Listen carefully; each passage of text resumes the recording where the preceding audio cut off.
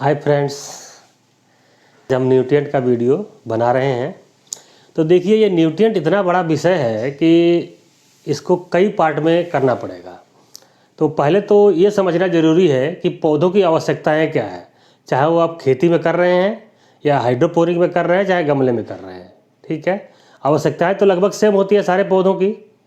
ठीक है, यह है कि हाइड्रोपोनिक में हम उसको अलग से देते हैं और मिट्टी में है कि कुछ ना कुछ तत्व उसको अवेलेबल हो जाते हैं, कुछ हमें बाहर से देना पड़ता है। बस ये इतना ही अंतर होता है। हाइड्रोपोनिक में हमें सारे तत्व अलग से ही पूर्ति करने पड़ते हैं। बस ये समझिए, दोनों में इतना ही फ़र्क है। तो ठीक है, तो इसके लिए ज़रूरी है कि आपको ये पता होना चाहिए कि पौधों को आवश्यकताएँ क्या क्या है।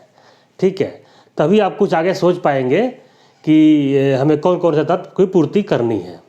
ठीक है, तो आइए समझते हैं। पहले से ही मैंने ये तैयारी कर रखी है लिख करके कि आप लोगों का ज़्यादा समय ना लें हम। तो देखिए, पौधों की लगभग 18 न्यूट्रिएंट की आवश्यकता होती है, जो कि आजकल के वैज्ञानिकों ने कहा है और जो भी उन्होंने रिसर्च किया है उसके अनुसार 18 पोषक तत्व जरूरी होते हैं। तो इसमें से जो मुख्यतः ज़रूरी होता है, ये तीन चीज़, ये तो वातावरण से मिल जाता है। देखिए, कार्बन, हाइड्रोजन और ऑक्सीजन, ये तीन तत्व तो मुख्य हैं। मैंने पौधे की जान समझिए आप। पौधे का अगर विश्लेषण किया जाता है तो ड्राई मैटर में लगभग 99.5%, ठीक है, यही तीनों तत्व मिलेंगे आपको। ठीक है, यानी कार्बन ज़्यादा मिलेगा, हाइड्रोजन थोड़ा उससे कम मिलेगा और ऑक्सीजन तो काफ़ी सूखने के बाद तो बहुत कम हो जाता है। ठीक है, यानी कि 99.5% ये तीनों तत्व मिलकर पूर्ति करते हैं।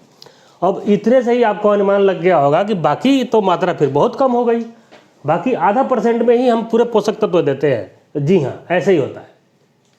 ठीक है, उसके बाद से जो आधा % बचता है उसमें से हमने इसके 3 कैटेगरी बनाई हुई है कि मुख्य पोषक तत्व और सेकेंडरी, द्वितीय पोषक तत्व और सूक्ष्म पोषक तत्व। ठीक है, यानी प्राइमरी न्यूट्रिएंट, सेकेंडरी न्यूट्रिएंट और माइक्रो न्यूट्रिएंट। ठीक है, तो मुख्य पोषक तत्व में देखिए नाइट्रोजन, फास्फोरस और पोटास, ये 3 मुख्य पोषक तत्व हैं जिनके बिना तो पौधा बिल्कुल अपने जीवन चक्र पूरा कर ही नहीं सकता। ठीक है, ये मुख्य पोषक तत्व हैं। इनके बिना बेशक ये चल सकता है, ये माइक्रो न्यूट्रिएंट या सेकेंडरी न्यूट्रिएंट ना भी हो तो भी पौधा अपना थोड़ा बहुत तो हरियाली बनाए रखेगा, बेशक फलन ना दे। ठीक है, स्वस्थ ना रहे, फलन ना दे, लेकिन इनके बिना वो जी नहीं सकता है। इस तरह से ये मुख्य पोषक तत्व है। सबसे अधिक नाइट्रोजन की आवश्यकता होती है पौधे को, उसके बाद से फास्फोरस की और उसके बाद से पोटास की। ठीक है, तो ये समझिए कि आधा % का भी 80% ये 3 पोषक तत्व मिलकर पूरा करते हैं।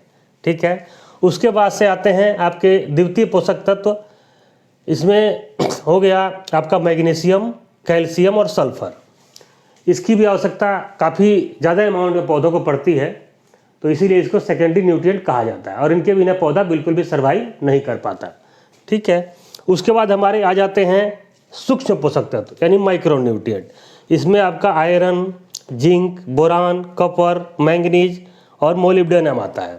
ठीक है, ये भी एक ज़रूरी है। अगर इनका किसी भी तत्व की कमी हो जाती है तो पौधे में कुछ ना कुछ बीमारी लगी जाती है। ठीक है, कुछ ना कुछ कमी रही जाती है। और इसके अलावा 3 पोषक तत्व और हैं जिनके बारे में अभी ज़्यादा कंफर्म नहीं है। तो एक है क्लोरीन, कोबाल्ट और निकेल। तो देखिए, क्लोरीन तो हमें वाटर से ही मिल जाता है, जो भी हम सिंचाई वगैरह करते हैं तो उसमें क्लोरीन तत्व होता है, तो उससे मिल जाता है पौधे को। और एक कोबाल्ट और निकेल, इनके बारे में ज़्यादा कंफर्म नहीं है कि ये कितनी मात्रा में और किस पौधे का आवश्यकता होती है, क्योंकि सारे पौधों को इनकी ज़रूरत नहीं होती है। कुछ ही पौधे होते हैं जिनको इसकी ज़रूरत पड़ती है। इसके बारे में ज़्यादा सोचने की आवश्यकता नहीं है। ठीक है, अब आते हैं हम कि कार्बन। तो देखिए, कोई भी पौधा जब हम उसको सुखाते हैं तो उसमें पता ही है जो भी तत्व बचता है वो कार्बन ही होता है। ठीक है, जलाएंगे या सुखाएंगे तो कार्बन ही होता है, इसीलिए इसकी महत्ता तो आपको मालूम ही है। और ये हमें सूरज की रोशनी से ही मिलता है। सूरज की रोशनी अगर पौधे को नहीं मिलेगी तो देखते ही कैसा पौधा हो जाता है, लेजी लेजी सा हो जाता है और मतलब स्वस्थ नहीं रहता वो। ठीक है, तो कार्बन, हाइड्रोजन, ऑक्सीजन पौधा आपके वातावरण से ही प्राप्त कर लेता है। इसके बारे में हमें ज़्यादा सोचने की आवश्यकता नहीं है। लेकिन उसको प्राप्त करने के लिए जो सहायक होते हैं यही न्यूट्रिएंट होते हैं।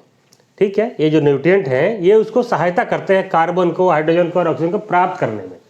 ठीक है, तो अब नाइट्रोजन जो है पौधा हरा भरा रहता है इससे, और जो भी उसका संरचना बनती है वो नाइट्रोजन से ही बनती है। क्लोरोफिल को प्रोडक्शन में यही एक मुख्य आपका न्यूट्रिएंट है।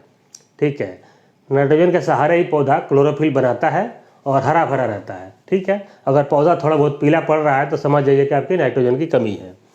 फास्फोरस, इसकी वजह से पौधों के जड़ों का विकास होता है और पौधे के तने मोटे होते हैं। प्लस बीज और फ्लावर, बीज और फूल लाने में इसका मुख्य रोल होता है। ठीक है, इसके बिना पौधा मतलब फ्लावरिंग नहीं कर पाता और शुरू में जड़ की भी आवश्यकता होती है। इसीलिए फास्फोरस तो आदमी इकट्ठा ही दे देता है, चाहे वो हाइड्रोपोनिक सिस्टम हो और चाहे खेत हो। इसलिए आप देखते हैं कि बेसल डोज के रूप में अधिकतर लोग डीएपी या इस तरह के चीज़ों का यूज ज़्यादा करते हैं। ठीक है, और पोटास पौधों को बीमारियों से बचाता है और प्लस एक पौधे में हार्डनेस लाता है। ठीक है, तो अगर पोटास कम रहेगा तो पौधा समझिए किसी बीमारी का आक्रमण उस पर जल्दी हो जाएगा।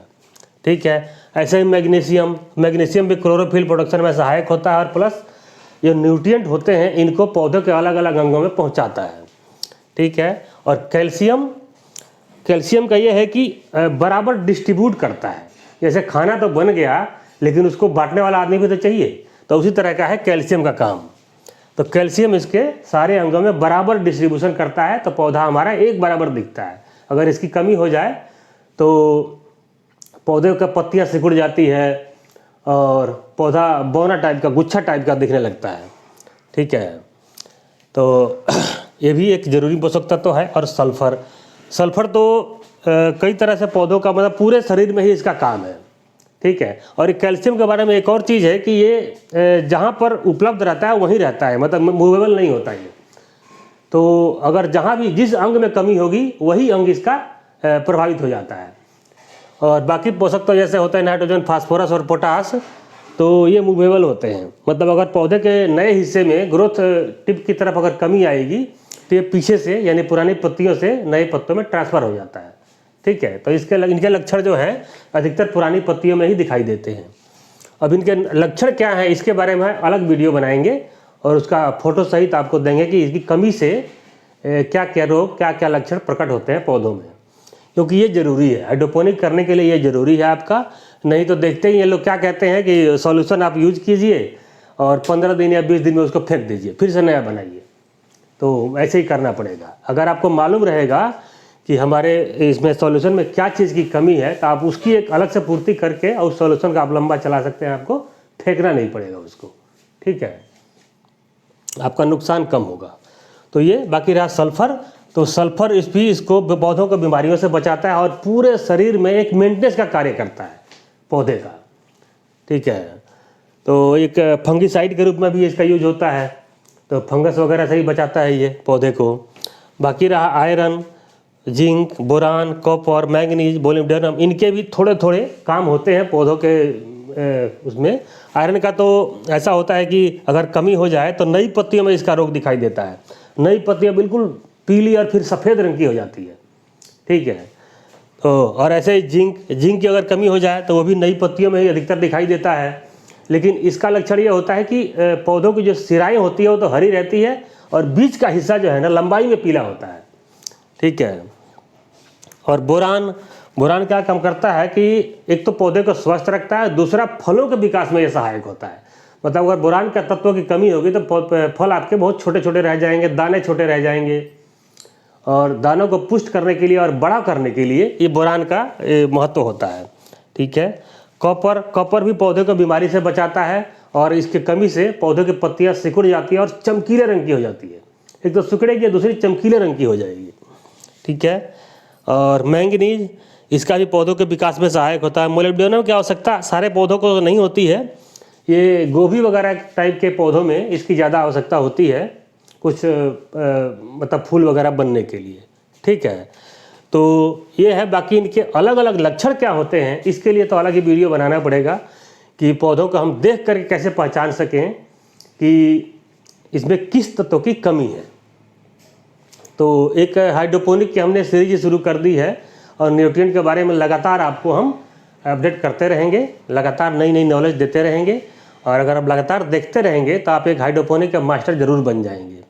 ठीक है, तो ये तो हमने बता दिया कि किन किन तत्वों की आवश्यकता होती है। बाकी अगली वीडियो में आपको हम कुछ और न्यूट्रिएंट्स का ही वीडियो कि किस तरीके से आप अपना स्टॉक सॉल्यूशन बनाएं।